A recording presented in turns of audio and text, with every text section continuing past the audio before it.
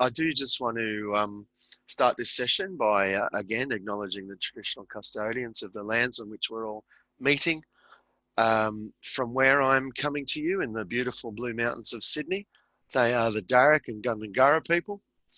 And with elders' permission, I would like to say to you, Bajari Gumara Midiga, Wara Mi Ngaragura, which means hello, friends, and welcome to this place of learning. We do have a really good program for this session, 4 great speakers, all looking at the question of the value of sport in mental health and suicide prevention. We will have opportunity for questions, and I want to firstly thank Paul, James, Dave, and Burt, and Chris, who I can see are all here, which is good news. And we may as well just jump straight into it. But if you do feel like using the chat session, the chat function, go right ahead. When we get to question time, we'll just see how many questions there are.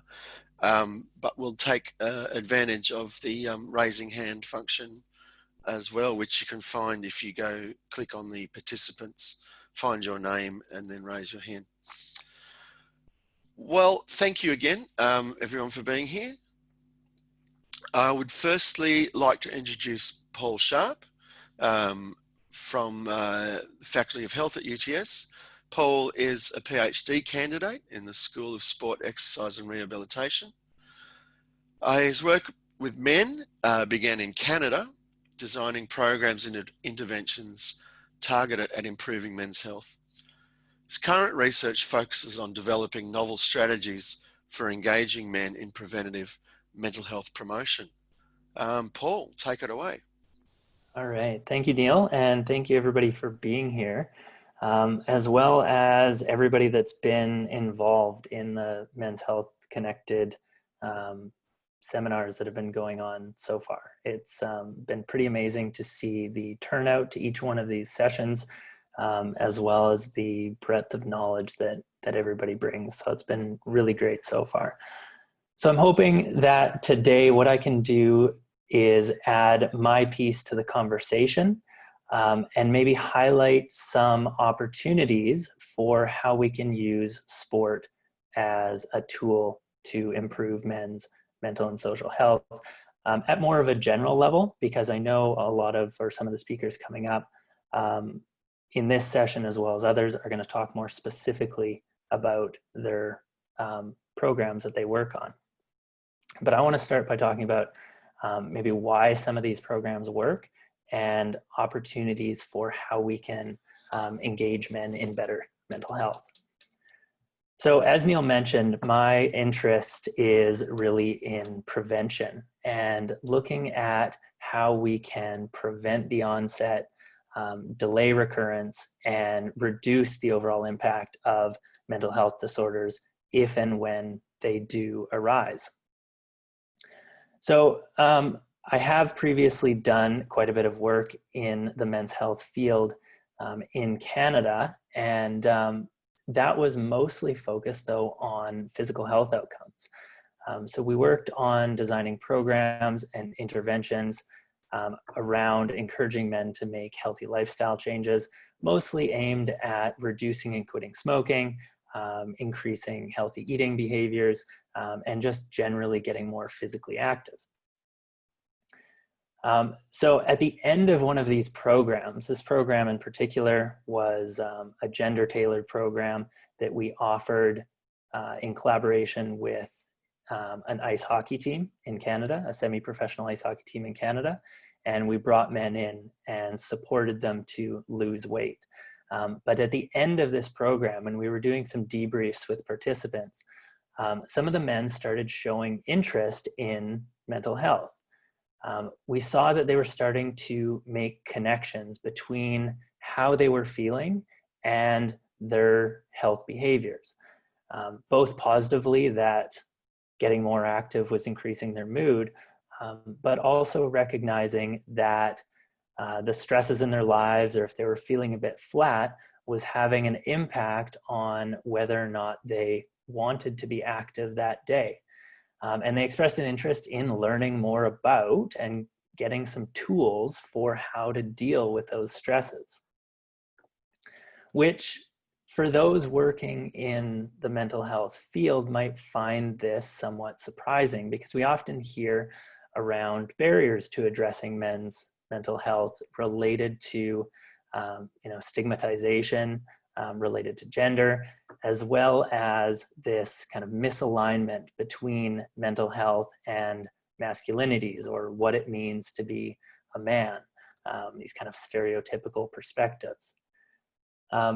And we often hear about these masculinities in kind of a deficits model, suggesting that these qualities of self-reliance, so men's wanting to solve their own problems and not asking for help, being a negative part of masculinity.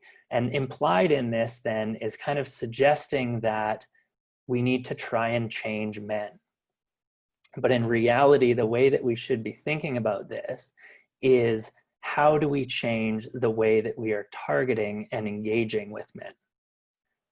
And it's also important to note at this stage that masculinities can shift and they can change over time to encompass more health-related behaviors, and that they're also very contextually determined.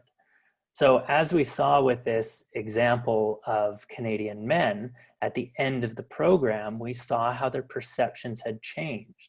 So something like stress management that they may not have considered at the beginning of the program, or may not have been something acceptable that they'd be willing to talk about, had become relevant as they had started making some healthy changes and started to become more aware of those behaviors. And so really the success of any program or service is going to hinge on how acceptable the approach is with the target audience. So you can have a highly effective strategy, but if people aren't attending, or if they're not engaging with the program, you're not going to recognize the value of it or have the impact that you're hoping to have. And this is really where the role of sport and exercise comes in. We've heard throughout the summit so far the importance of meeting men where they're at. And similar with the last session, we saw that sport and exercise is really a highly acceptable topic for many men, one that they are, in the breadth of health behaviors, one that they are willing to address.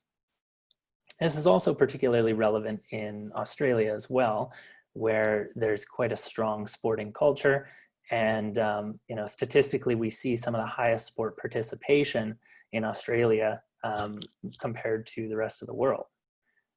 So what this allows us to do is, instead of tackling mental health head on, where we might lose those men that are resistant to discussing or addressing it, sport and exercise allows us to come at it from different angles. And so later today, I know that we're going to hear about the role of team sport and professional clubs in this area. But when I say sport and exercise, this also includes other physical activities as well. Bushwalking, surfing, mountain biking, any area where men gather that is viewed as acceptable can be used as a conduit to start having these conversations. So why are these settings important? And what can we accomplish with them? We know that the connection between physical activity and mental health is really, really strong. There's a whole bunch of research to support that becoming more active, even in relatively small amounts, can have huge impacts on mental health and well-being. It's also one of the #1 strategies that men report using when trying to improve their mental health.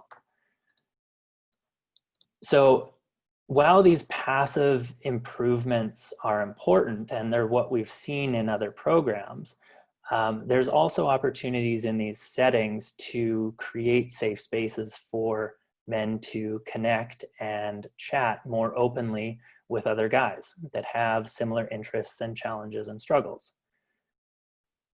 So with this, we really see the importance of action and doing. This idea of men working shoulder to shoulder that creates opportunities to target mental health. And the language they use in these settings won't necessarily be mental health language that, that we often talk about. But it gives men an opportunity to connect and to tell stories and to debrief.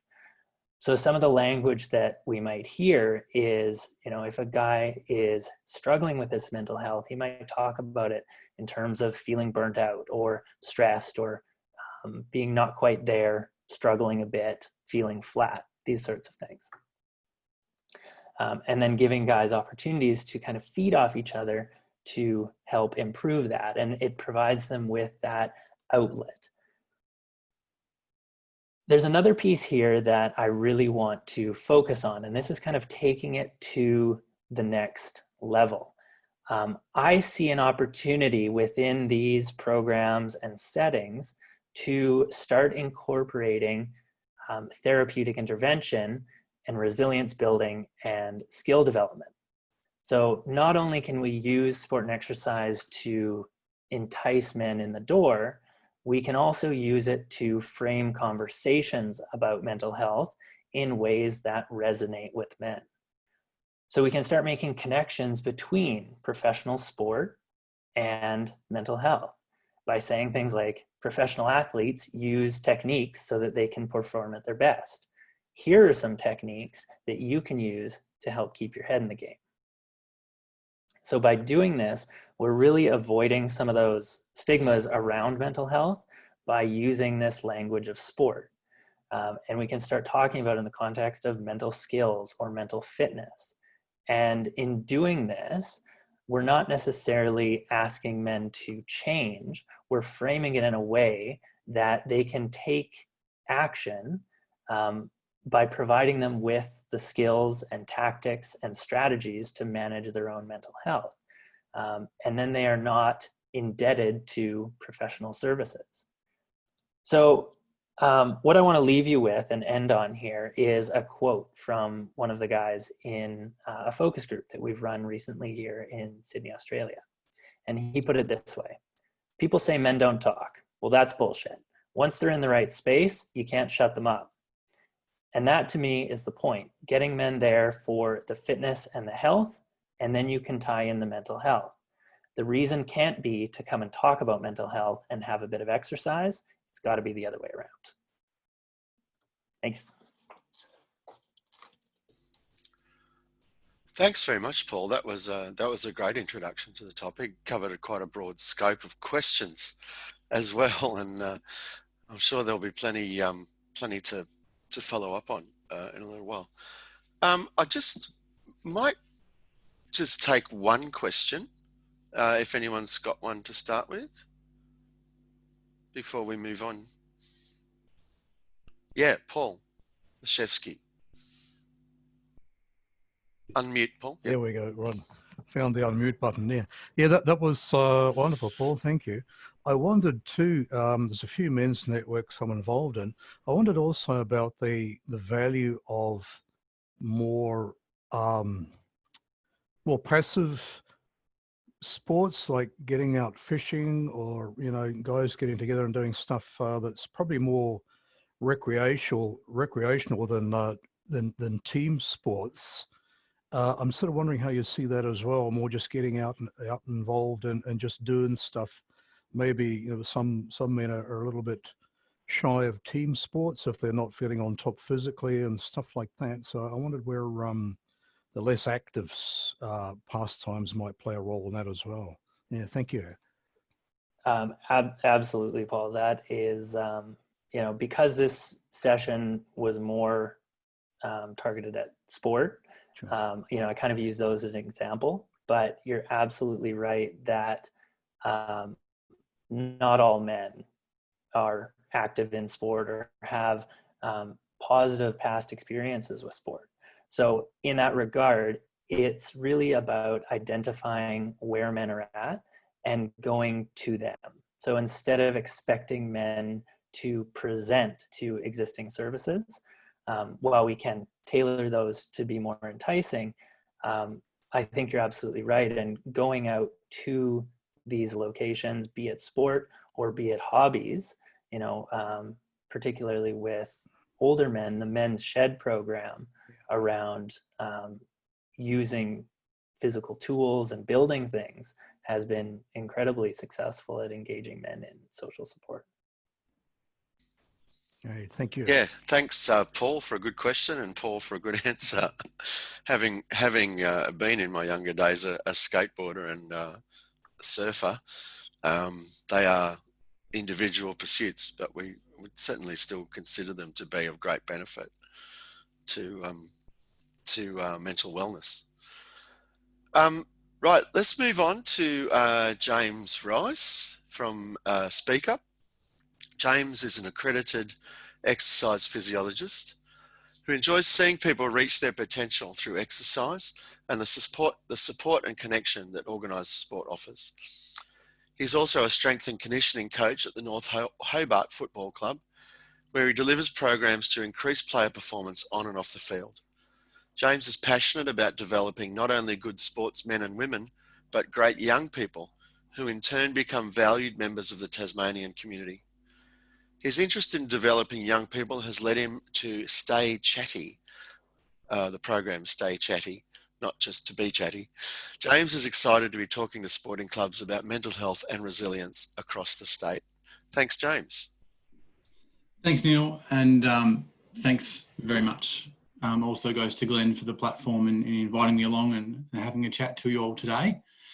Also, Paul, it was actually really great to sit back and listen to a lot of the subjects that you brought up, because you actually did a pretty good way of half describing our program that I deliver, which is fantastic to hear that at least we're on some kind of the right track, which is a great confidence booster for sure.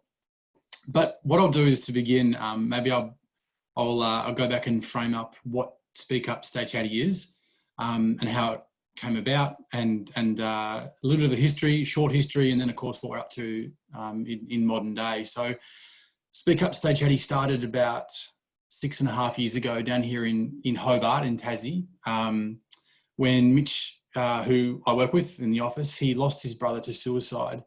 And obviously a deeply traumatic experience for him and all of his circles. And shortly after Ty's death, Mitch wanted to do something about it, and he was at the time a glazier tradie, and he was going around talking to as many people as he could in person and across Facebook channels, really trying to encourage conversation around mental health. And he has been doing that. Mitch has been doing that for the best part of that 6.5 years, and he's still doing it to this day.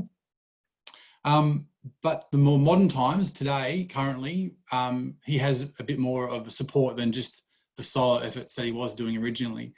He now has 3 different programs. Schools was the first one. Sports program, which is the one that I currently run, is the second. And then more recently, we've got a community and workplace program as well, which goes around community groups and actually workplaces. So those 3 community types or groups were identified as where people are at. And like Paul mentioned, that we need to go to where people are at in their environments to talk about mental health in a range of different topics, which are specific, I think, to those 3 communities. So being more specific again and talking about the sports program, that's exactly what we wanted to do. Our program is about a 45-minute program, which is a face-to-face, where I go down to a club. I've got my projector and a bit of a slideshow and a few videos to show. And we meet those club members at the club. Usually it's before or after a training session. It just depends entirely on what suits that club the most or what's the best. And it's deliberately really quick. A lot of information. I'd love to stay there for 90 minutes or more, of course, but we all know that that's pretty unrealistic, especially when you've got a bunch of sweaty blokes or sweaty females who have just finished training. They want to get have a shower and go home and have dinner. So that's one component of it. We also encourage sporting rounds, where are more about a Saturday or a Sunday game, where they can invite their friends and family members along. We have a few Stay Chatty flags, and we actually sort of extend that conversation around the mental health topics. And someone might ask a younger brother or a sister, hey, what's that logo? Which is sort of this one here, if you guys can see. And the idea is that an individual who may have been in that 45-minute session with us, they might be able to turn around and say, hey, like, oh, if you see that logo around the state, it means, you know, catching up with your mates, and it means checking in with them, seeing how they're doing. And it's all, you know, around the topic of how important it is to look after our mental health. So the third vital part of our sports program here in the state is a very important collaboration with Good Sports.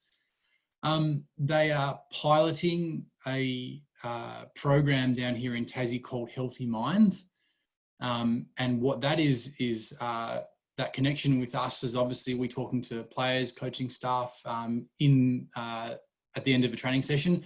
Good Sports Healthy Minds can actually have good conversations with committees, and they can look at mental health policy. So historically, sporting clubs might have already contacted or been involved with Good Sports through some kind of drug and alcohol presentation or policy, where they're committing to have someone who's always behind the bar doing the RSA and all those really important things.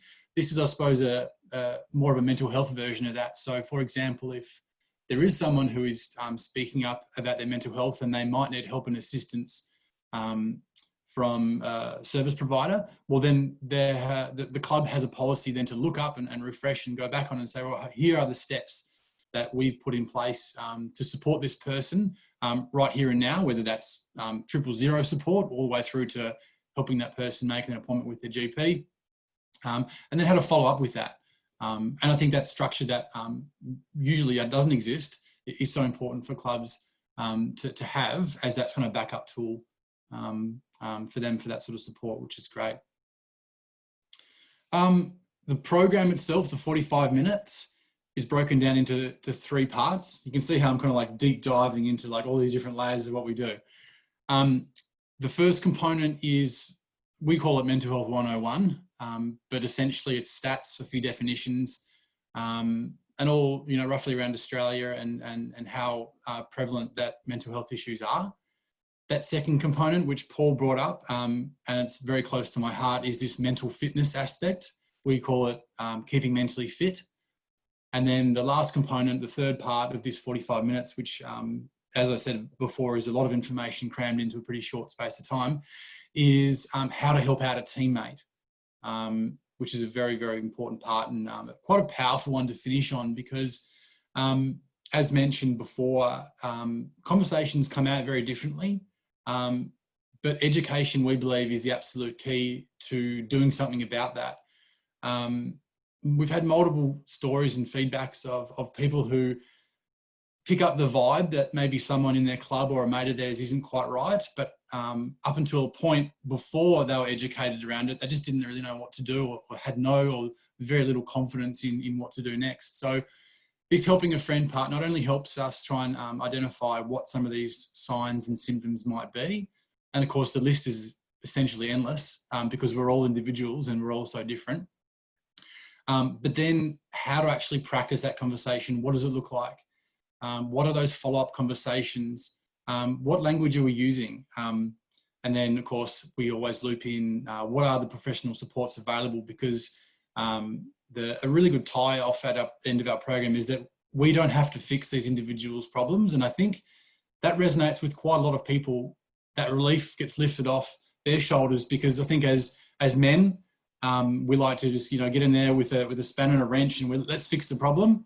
But that's a very, very important exclamation mark that we put on our program, is that our job is just to identify support and then loop in that professional support.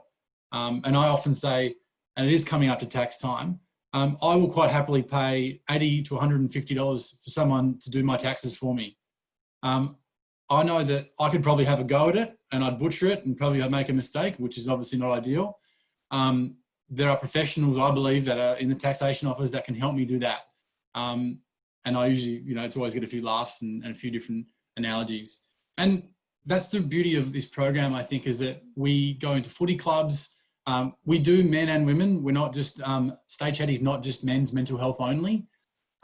We go to netball clubs. We've been to CrossFit studios, roller derby. I've been to a pony club before. So these are all groups of people that have something in common. And we really try and get to the level. And actually that pony club was a hilarious one because I had not ever even stood next to a horse in my life. So to go down there and meet those people and actually find out what it takes to ride these horses in these competitions was amazing for me to learn. But I thought that was awesome for me to try and deliver a message around mental health and actually really quite easily be able to make so many connections and read the room. And again, Paul, your comments earlier on is that we got to use that language that people can understand, because we can have the greatest programs on the planet, but if we don't find a way that we can get these messages across, then our program's only going to 25%, 10% of the good stuff will be absorbed or passed across. And I'm going to just focus on this one last point. One of my big focal points is around culture. And this is all kind of wrapped up in how do we get these messages to these people and players. And I like to do it around, focused around performance. And that sort of comes from my background as an exercise phys and S&C coach. Is when you go to a club, it doesn't really matter whether it's pros or really grassroots sport. Most people are interested in winning or getting goals, kicking goals, whatever. So if we're able to say these messages around mental health are all lined with support, communication, and having each other's backs. And that's a very cliche, very commonly used word or group of words in sport. You see the coach on the halftime and he's giving the guys or girls a big pump up, put your head over the ball or whatever the case may be. Your teammate, is going to have your back, and everyone sort of rolls up, and most people can get around that. Well, what this program is designed to do is to support people on the field, yes, but also most likely off the field when there's much more time to be spent on a conversation. And if we can create that organically as possible, whereas one player knows that someone else has their back from a mental health and a standpoint of care and support, then that is by far one of the most powerful things. And we really feel that that's like a culture igniter. Lots of walls have been broken down around the topic. We know that probably you or I, who have had some of these struggles, who are feeling a bit flat, if we can broadcast those messages, well, then they might find out that, 3 or 4 out of their 7 best mates are also feeling something along the same lines. And so not only is that so important in breaking down conversation and getting people help where they might need it, but if we can say, harness this, well, this will increase culture in a club, well, then we can actually make a direct connection to possibly winning games, training better, adjusting to plays better, and using all those appropriate terminologies. And I think that's, for me, an important hook in, if I can improve my game on or off the field, then I can actually improve, the support of myself, because there'll be people looking after me, as well as me turning around and also looking after some of my mates at the same time. So in a nutshell, that's kind of what we do down here. Although I'm here in Hobart, we do presentations all across the state. We were in a bit of a growth period post that little interruption. And we actually have an individual, Kylie, who's one of my supports from Launceston in the north of Tassie. So 2 of us on the sports program, getting around as many clubs as we can, spreading these positive messages of performance and mental health. Thanks so much, James. Your enthusiasm and passion certainly comes through for what you do. And it's a great example of a sports program in action. One of the amazing things I always found in my research into sport is that so many people will join to team sport particularly, for either the social side of it or the learning of new skills. And so they're really 2 things that can be really focused on to sort of build mental health and mental fitness as well. Got time for one question if there's anybody who wants to pitch in.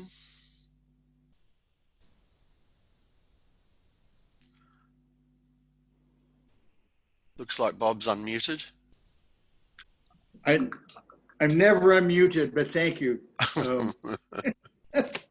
You know, sport has been with men since the beginning of time, you know, and well documented. And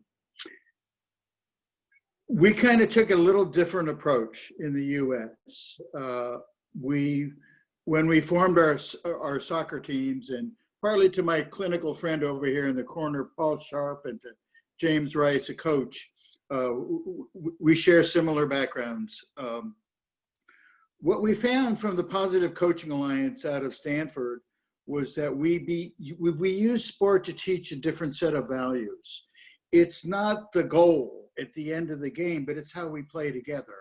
It's about building the strengths of each player and having each player build the strength of each other. You know, in many ways, it's kind of a Phil Jackson kind of approach, which is almost a Zen kind of approach. But we took the scoreboard out of the equation, and we took the joy of sport into the equation, and we brought the families into the equation, because we were having a lot of boneheads in the bleachers. In some of our sports were worse, like baseball, where parents are yelling and screaming at a 9-year-old and the umpire, and we couldn't get 14-year-old referees anymore on a soccer field because they didn't want to deal with the parents. So sport becomes many concentric circles. So I'll just say that is one. And the other, clinically, to both of you guys, we all know that activity cures depression. It's just a clinical law. Whether it's the endocrine system or muscles and oxygenation, and it all goes forward. So I'll just stop there. You have a lot of support from the U.S. on this one, guys, more than you guys can imagine. We've been waiting for you guys, actually. So all right. Thanks for your encouragement, Bob. That's great. I'm sure the lads will really appreciate that. Well, I'm the foreigner in the bunch. Well, I don't know about that. We do have several people from Scotland as well. So. Oh, God bless. Thanks again. I'd like to move on now to Dave Burt. Dave is the founder of SALT, Sport and Life Training, which is a not-for-profit health promotion company that delivers education, culture, and leadership training primarily into sporting clubs, but also into businesses and schools. SALT specialises in creating strong and healthy cultures through interactive and enjoyable presentations around mental health, respect and equality, positive leadership, and more. SALT has grown rapidly since its beginning in 2015 and was on track to deliver 1,000 presentations in 2020 before COVID-19 hit. Well, Dave, we look forward to hearing what you have to say to us today. Thanks, Neil.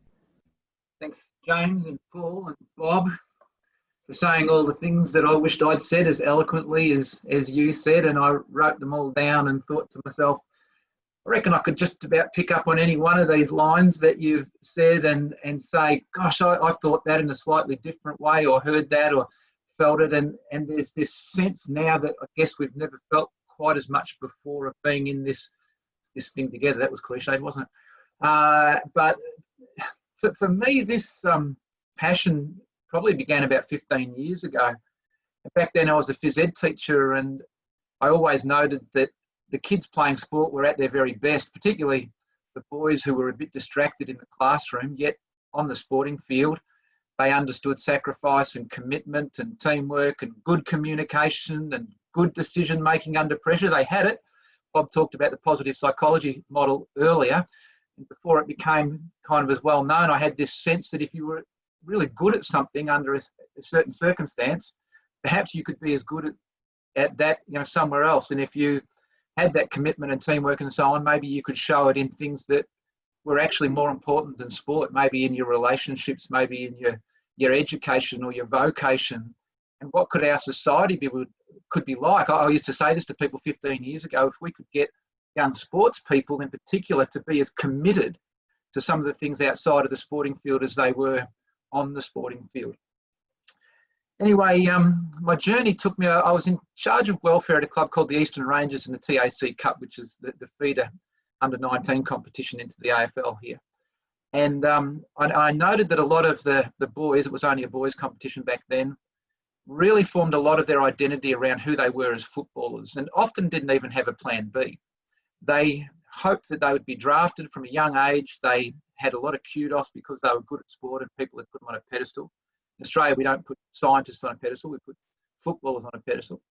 And yet we won a premiership in 2013 by over 100 points. So it was a very strong team, and about four or five boys got drafted and the rest didn't. And yet many of them then lost their love of footy because so much of it was about who they were as people, and success meant being drafted. But actually I could see what was going on in their lives. I could see that, you know, they had developed this tremendous commitment and discipline and learnt so many things through their footy, that actually they had the potential to be the next group of leaders in our society because of the way they'd conducted themselves and learnt.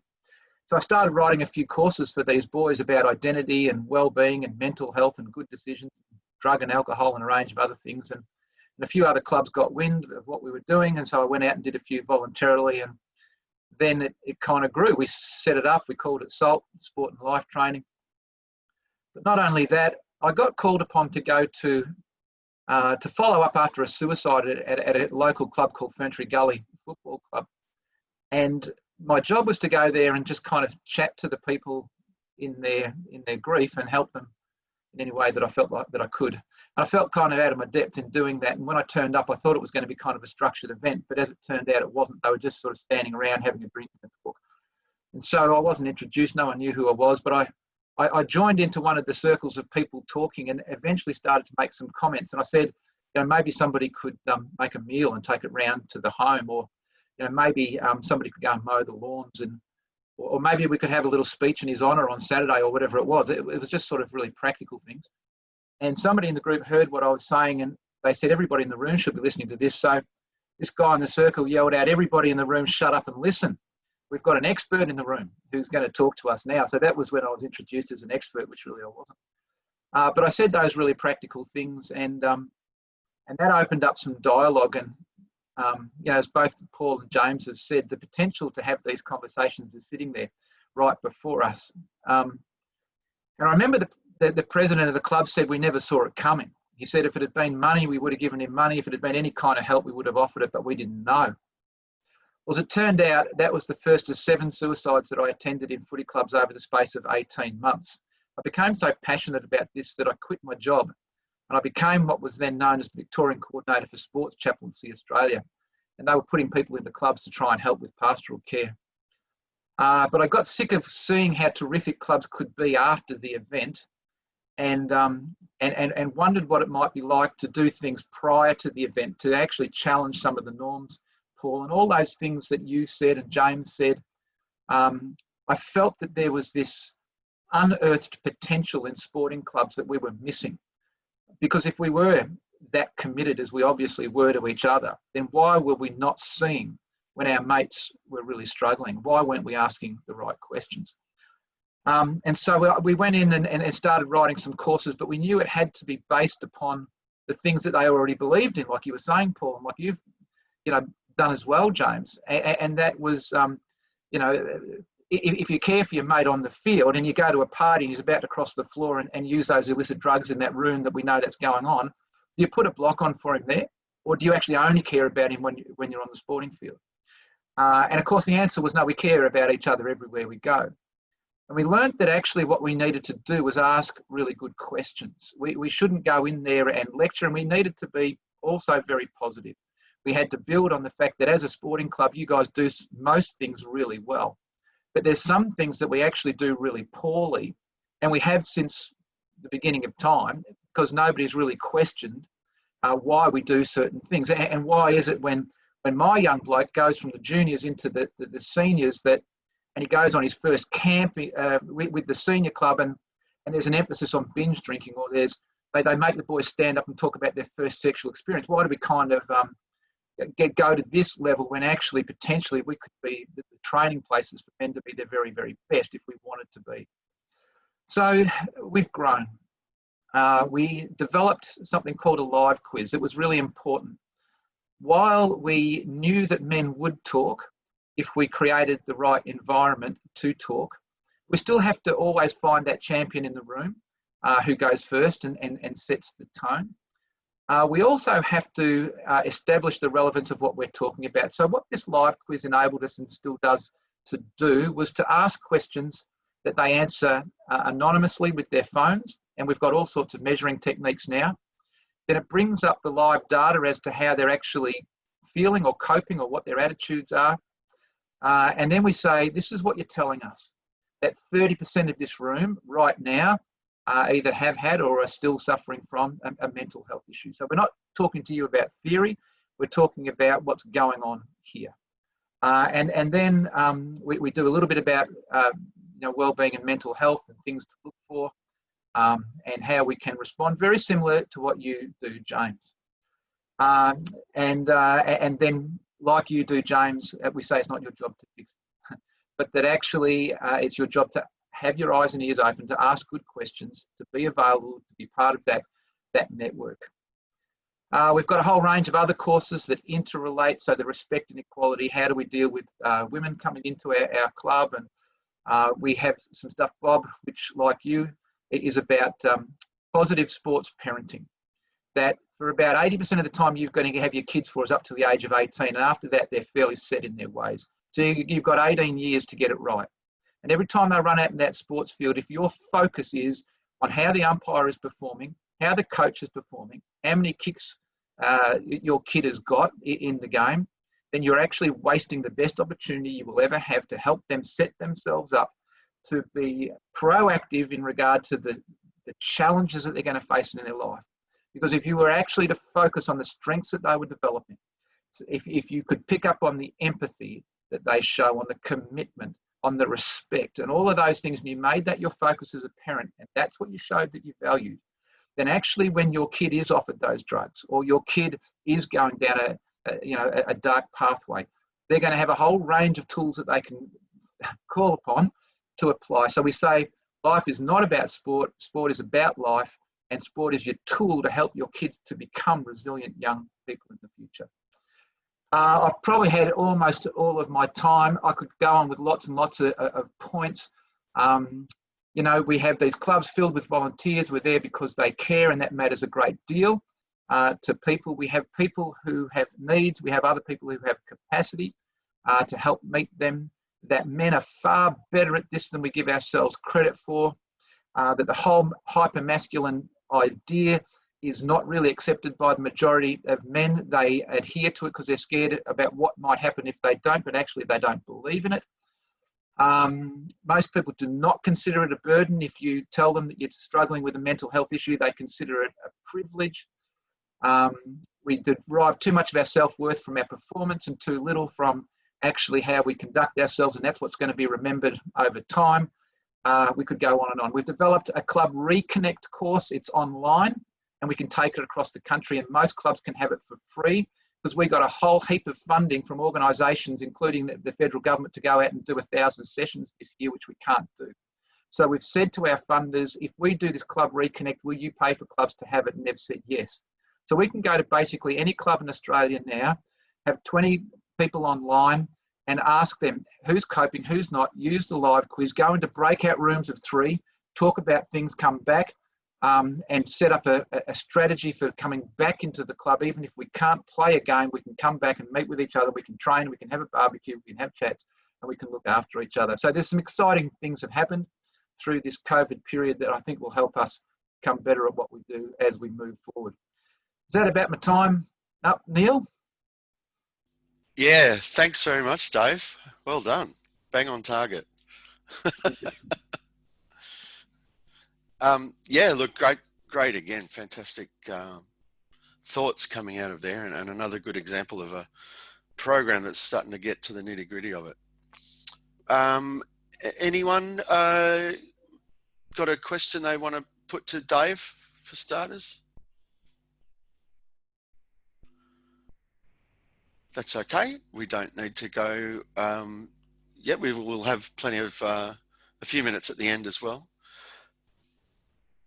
I think what we'll do is just move straight on to Chris, and then we'll sort of capture some questions together at the end. We've got until 1, so you know Chris can have his full complement of 12 minutes and 48 seconds.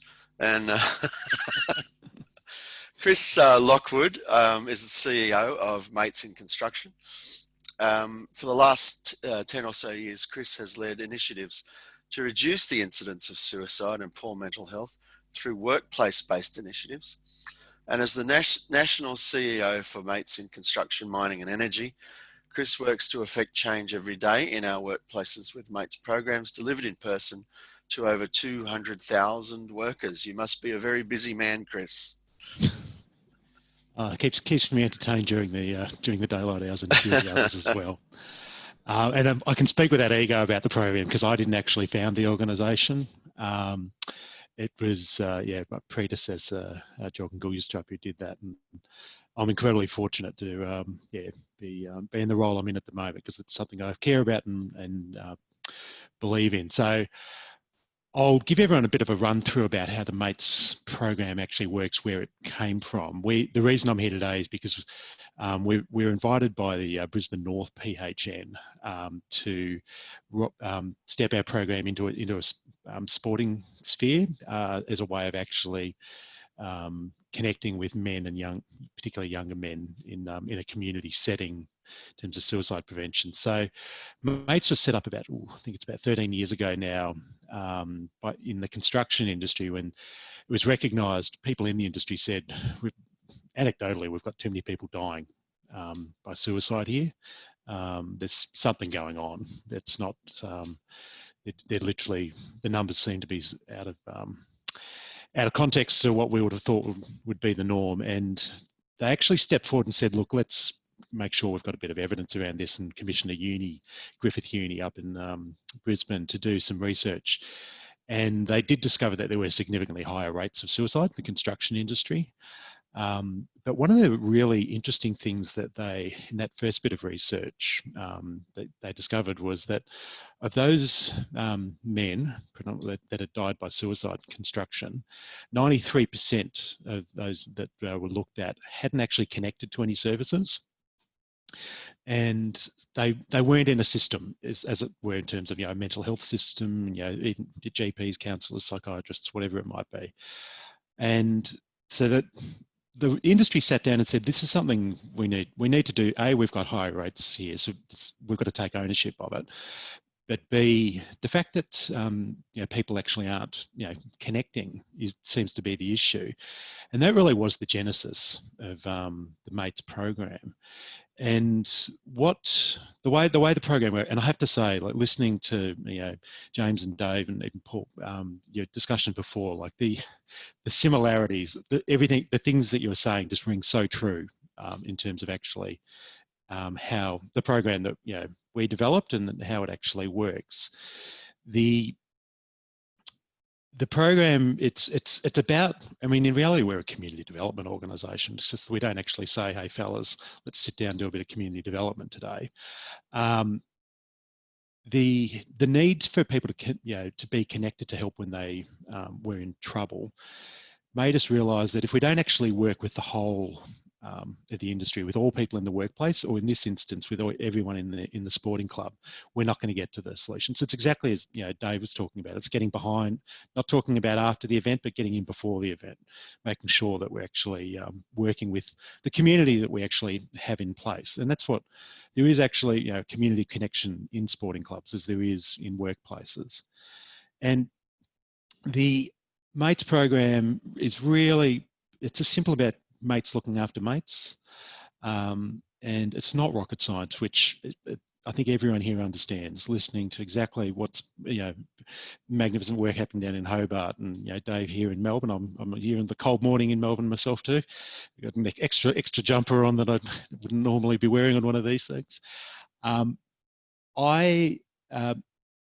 incredibly awestruck with the first time I actually saw the program roll out, which is really about 45-minute session, not taking too long, in a workplace. And similarly, the one we're piloting through the support of Brisbane North PHN in sporting clubs in the north of Brisbane at the moment, it's the same basis. We do a 45-minute session to alert everyone to the fact that suicide and the risks of poor mental health, they're real issues for all of us. And if you ask people to stick their hand up, who knows if they've been someone who's been, if you've been impacted by suicide, someone you know or close by, in construction at least, and we can on this, we can stick our hand up. In construction at least, 50% of people do stick their hand up almost uniformly in the room. And we've found a similar thing in sporting clubs when we pose the question, and that in itself is a very simple, empowering thing. People realize this isn't just it's not an out there problem. It's a problem we've actually got to face here. It's a problem for us to actually deal with. So we do look to destigmatize, to actually make people realize that these are real things that we're facing as a community. But it's also, we make them realize that it's something we can actually do something about. It's not something we have to let happen, and let people know that there are signs that you can actually look for. And they're not the signs that actually, people are actually waving, I've got a poor mental health, circumstance going on here. They might be off there, using a footy analogy, they might be off their game at the moment. Things aren't working right. So something's not right. They're trying to be funny where they're not normally. They're normally as flat as a tack, or they're normally funny and now they're flat as a tack. Whatever the difference might actually be, keep your eyes open to when someone is actually different. And then have the courage to have a conversation with them and ask a real question about how they're actually going. And it's not a complex thing. And I think exactly as Paul was talking about before and the others, men are actually open for having a conversation. We see this, it's a strengths-based approach, because exactly as I think Dave was talking about before, if someone's actually, if they've broken their arm, are you going to help them carry that box or whatever? You'd step in, help, no worries. This is what we do. You've got to help a mate out in whatever way you can. But similarly, if they've actually got an issue in terms of their mental health, or something's going on at home, the relationship's gone to water, finances aren't looking particularly crash hot, it's actually something we can have a real conversation with, and help someone a bit. And we realise a lot of the time it's not actually an actual mental health condition that can be that needs to be treated as a sort of formal diagnosis. There are real circumstantial issues, temporal issues that we actually face in life that put significant pressures on us that can lead to a spiral effect that sees someone in a particularly dark place. That once that's gone, they can be back in a normal, healthy space. So we then get people after that session to volunteer to be what's called a connector. And we looked for about 10%, ideally minimum, of people in the group to actually stick their hand up and be that connecting point. And we emphasise that it's not about being an expert. You don't actually have to be a counsellor or anything like that. It is just about having a real conversation and then connecting people to the help they need.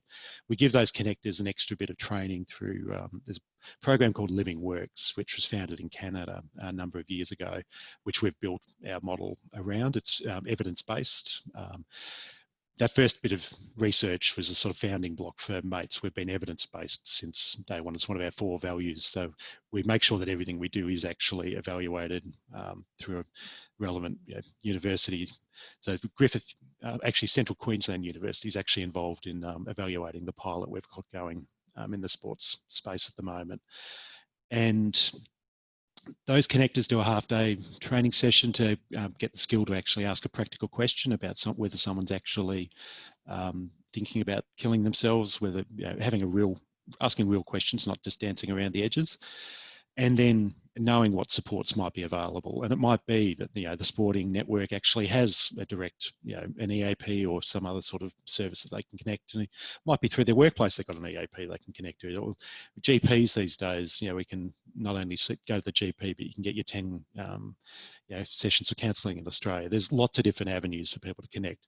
And it might be 000 too. Again, it's assessing what's actually needed at the time in terms of where someone's at. And so by building those skills into the actual community, into the sporting club, it's about making sure that we empower people to have the real conversations that will actually connect each other to help when they need to. And so we've got a 24/7 helpline so people can actually call through if they need to. But ideally, it's something that actually happens in the workplace and in the sporting club, where people can, if they spot a mate that's not on their game, they actually ask a direct question. You know, how you going? Things don't seem to be right, and why don't you go have a chat to the connector? Or similarly, if they don't have the courage themselves, they'll actually go to the connector and say, look, I think you need to have a chat to Joan or, you know, Jack over there, because it's not looking particularly crash hot. So for us, it's about actually leaving a genuine, building on the strengths-based approach that people actually are willing to offer help when needed, but also making sure that we leave the skills there, so that it's something that can actually work in that community setting. So to date, yes, so we've got to about over 200,000 workers in construction, and we've actually expanded into the mining and energy industries. And we realise that all those people we're talking to, their dads, their coaches, they're part of their local community. So we're seeing, hopefully by the rolling out of this program, it'll actually dovetail in with existing workplace programs that we've actually got going across those industries. So many thanks for taking the time to listen to me today. And I'm really keen. I'm hearing the work that's happening in some of the other places. It's sensational. It really is. And I am keen to actually see what opportunities there are for us to sort of, collaborate and, grow with some of the work, and how we can actually grow the presence of what we actually do. So, and COVID's obviously had an impact on us, because ours is a face-to-face program too. So those 200,000 workers we've got to so far, it's all face-to-face, and building. I think that is incredibly important, particularly with men. It's not just a male thing, but being able to have that integrity piece. So, but yeah. And again, I can only reiterate that it's not your job to fix the problem, but having your eyes and ears open. It sounded like you were talking about the mates program. Like, it just rings so true. Those messages, they're absolutely consistent with what we do. So thanks for that, Neil, and open to the conversation. Thank you so much, Chris. Really, really great rounding up of a number of the issues that everyone's brought up, particularly not just the importance of the crisis or the after the event thing, but the idea of getting in at an earlier stage and preventing some of those situational factors from building up that might lead to a mental health incident or a suicide attempt.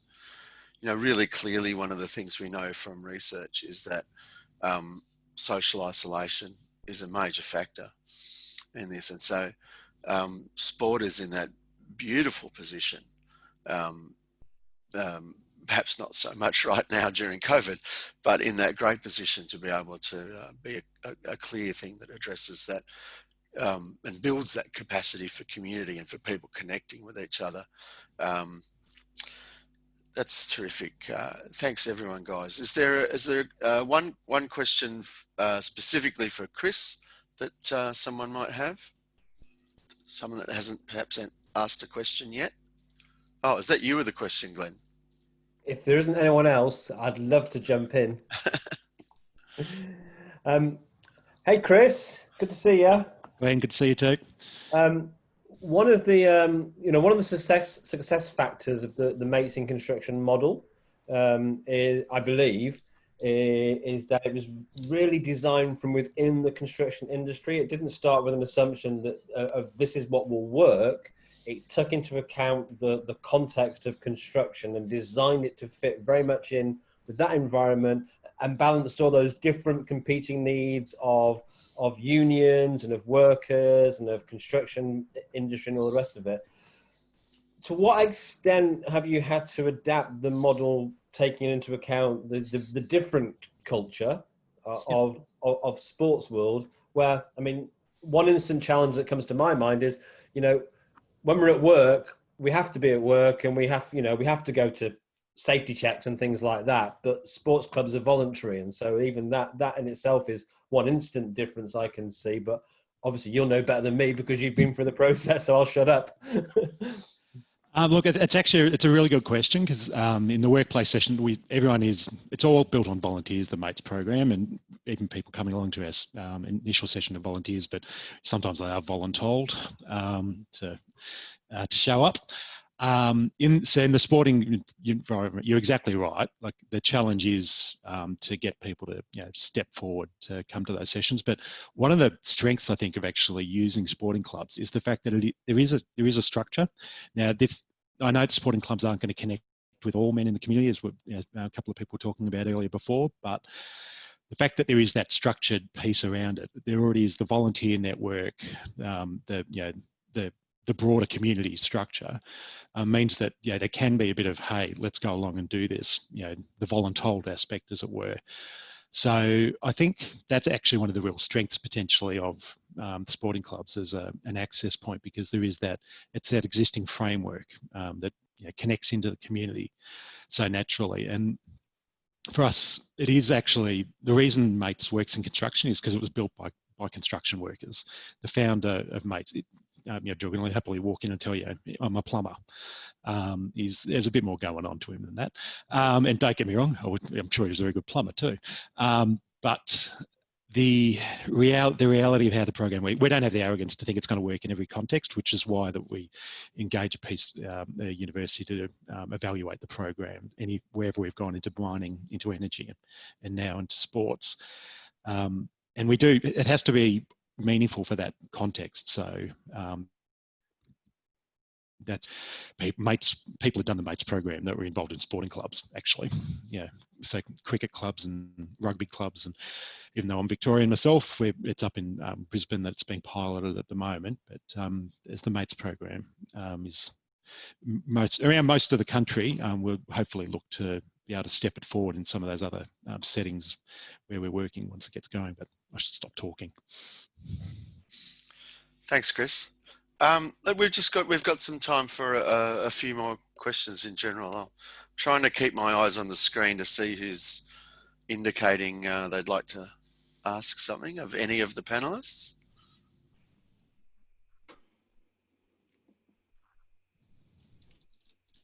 Yep, back to Bob. Yep. Just a question. I won't be glib. Just a question.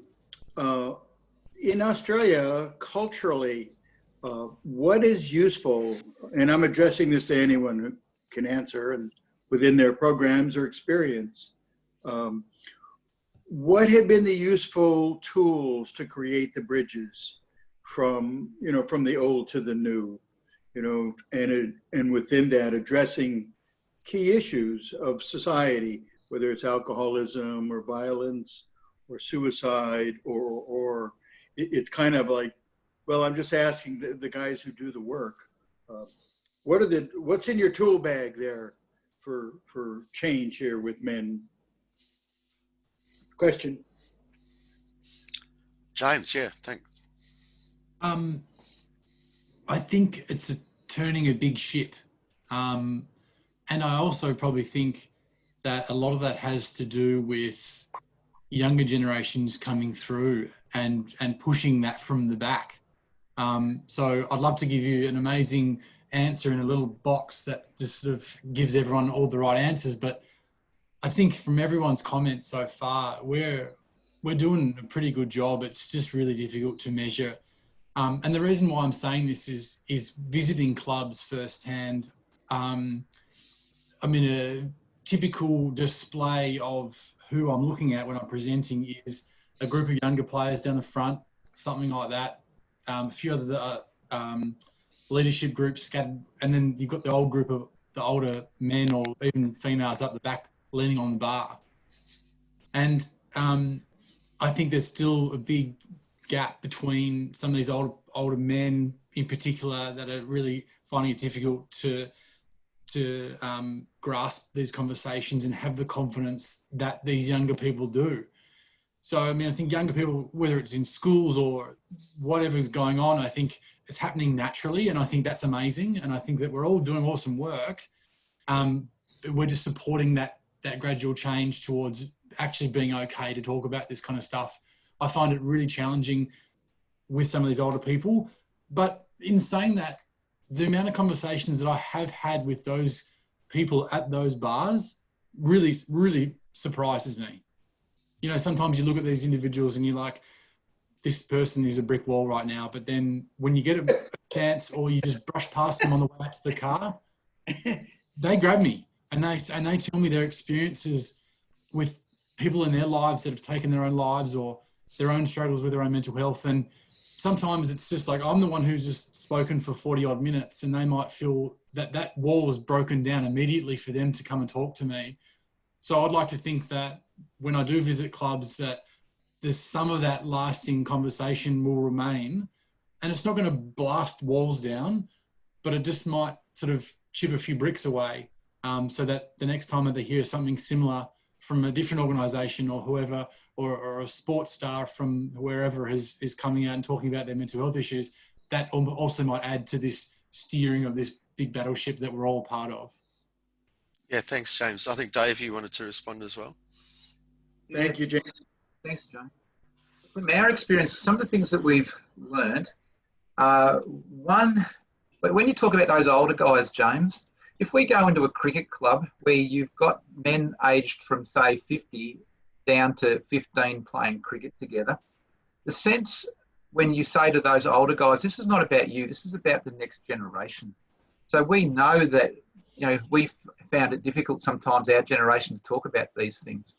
But your kids are experiencing things that you never did. Some of the pressures are very different today. And they take that sense of responsibility very, very carefully. If we arrive at a club and there's a whole lot of kids running around at a senior club, we'll say, tonight is not so much about you, it's about all these kids that are running around here and what kind of future we're building for them. That's one tool. The next one is humour. We all know that sporting clubs are great places for a laugh. So our research has shown quite clearly that we can take guys down into quite a deep, dark place in terms of the level of conversation, just so long as we lift them out. And so we'll have videos that are deliberately really funny, or we'll encourage guys to say kind of smart-ass comments at times, because it actually gets people laughing and they realise that they can go into a deep, serious place and they don't have to live there. They can come back out again and have a good laugh, because they can only exist in that space for a certain period of time.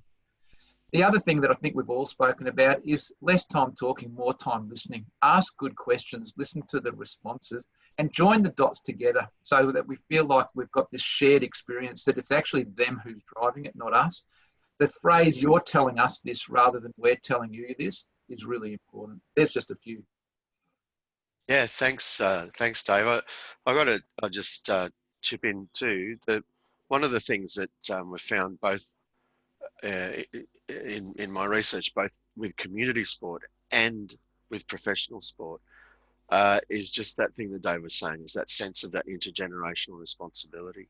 Because even in the NRL clubs that I'm doing research with, they have this sense that we've got to look after the juniors and the new guys that are coming through. We all know that, you know, a lot of these kids are only going to have a contract for 1 year. Like only 5% of people that come through in professional sport end up with a fairly long career in it.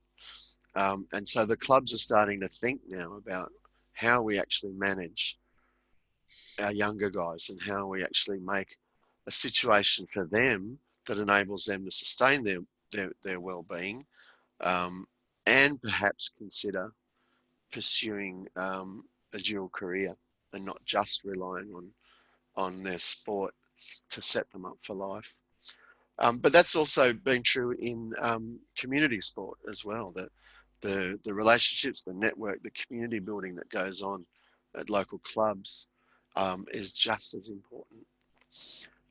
Peter has a question, I think, or a comment. Peter Van Dort, unmute.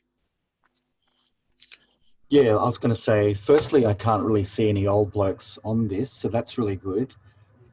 Secondly, just in terms of talking about old blokes, when I think it's good always, and I think James has sort of covered this a little bit, that sometimes we make assumptions about older blokes not being willing to sort of talk about emotional things or go into that kind of mental health space. But it's quite surprising when you do go to men's sheds that have a sit down with the guys, and I think the point about letting them ask questions, sometimes they just come out with the most, I guess, interesting questions, but not questions that are sort of superficial. They're quite profound, and they're actually, I've been surprised at how willing and not only how willing, but how they are able to engage in some really meaningful conversations. And I think Dave was spot on. I think often what happens, you've got to create that humour, and they've got to feel safe in the sense of, not in a weird way, but just in a sense that you have that kind of setting. But I think they're very willing. I've been actually really surprised at when we've been around men's sheds in those settings, just how deep the conversations go and how real they are. You come away thinking, man, that was awesome, you know. And it's been a real surprise. And I think, you know, you remind yourself, hey, I'm sort of making some assumptions here that I shouldn't. Yeah, thanks, Peter. That's a good thought, because the parallels between sporting clubs, particularly community sporting clubs, and men's sheds are quite significant. They're not set up to be health services, and yet they have massive health benefits to them. We are out of time, and I want to thank again James, Paul, Dave, and Chris for their fantastic input, and for everyone else with your great questions and comments in the chat. Just do want to give acknowledgement to Francis for getting us through the session on a technical level. Thanks, Francis Lee. Good on you. Yeah, please show your appreciation in whatever electronic way you can. Glenn, did you want to have a final comment, or?